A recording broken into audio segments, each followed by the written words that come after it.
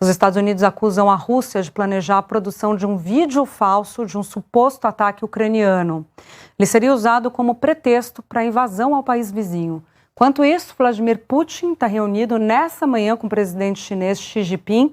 E a gente vai conversar com a Cecília Malan, que está em Londres e tem todos os detalhes para a gente. Cecília, bom dia.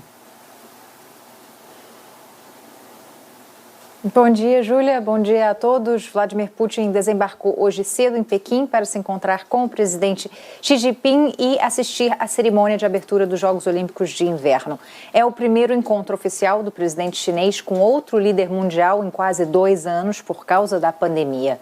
Os dois líderes são próximos, compartilham uma visão de mundo e estão aproveitando as tensões com o Ocidente para mostrar união e força. Os dois assinaram nesta manhã uma declaração conjunta pedindo ao Ocidente que abandone as abordagens políticas da Guerra Fria. Fecharam acordos bilaterais e discutiram estratégias de segurança regional e global. É uma aliança política que faz frente aos valores democráticos da Europa Ocidental. Semana passada, o ministro do Exterior chinês chamou de legítimas as preocupações russas com a expansão da OTAN em países do leste europeu. Cerca de 21 líderes mundiais devem participar dos Jogos de Pequim, mais da metade à frente de regimes não democráticos como Egito, Arábia Saudita e Cazaquistão.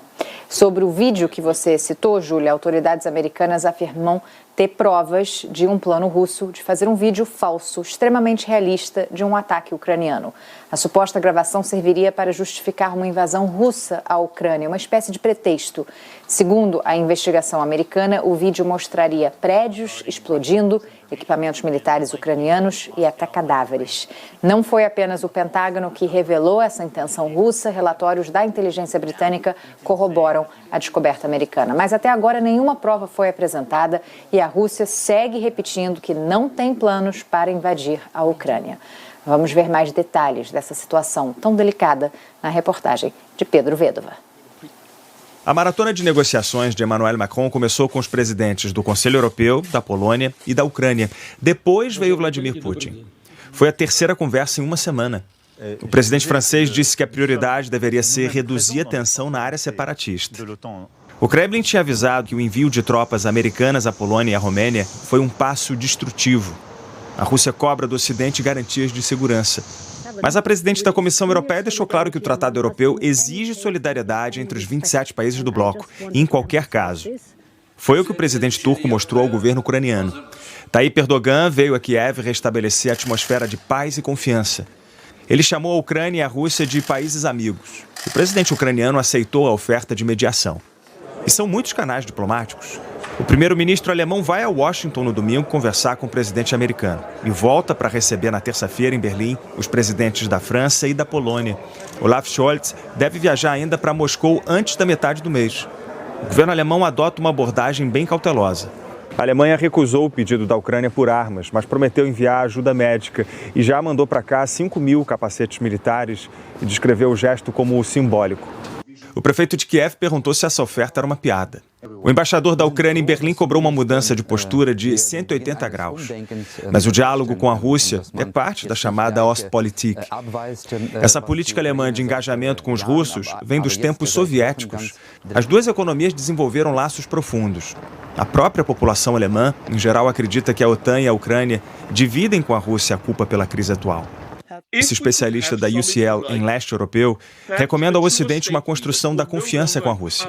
Rasmus Nielsen acha que Merkel seria um bom nome para conduzir as negociações, porque é respeitada pelos dois lados. E apesar das sanções, ela deu aval à construção de um novo gasoduto entre os dois países.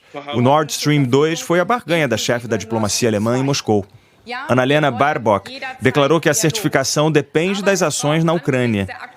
Os sociais-democratas não assinariam embaixo da representante do Partido Verde ao lado deles no governo de coalizão. O SPD já declarou que não é para politizar o gasoduto com a crise russo-ucraniana.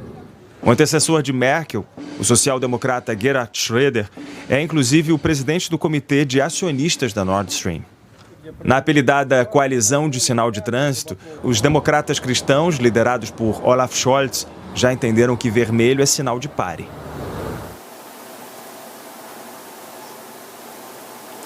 E uma informação que foi confirmada agora de manhã, o presidente francês Emmanuel Macron se encontra com Vladimir Putin na segunda-feira em Moscou e na terça com o presidente ucraniano Volodymyr Zelensky em Kiev. É mais uma tentativa de diálogo e diplomacia. A gente segue acompanhando, Júlia. Ele vai para os dois países, né, Cecília? Aqui no Brasil, a crítica que está sendo feita é que Bolsonaro tem viagem prevista só para a Rússia.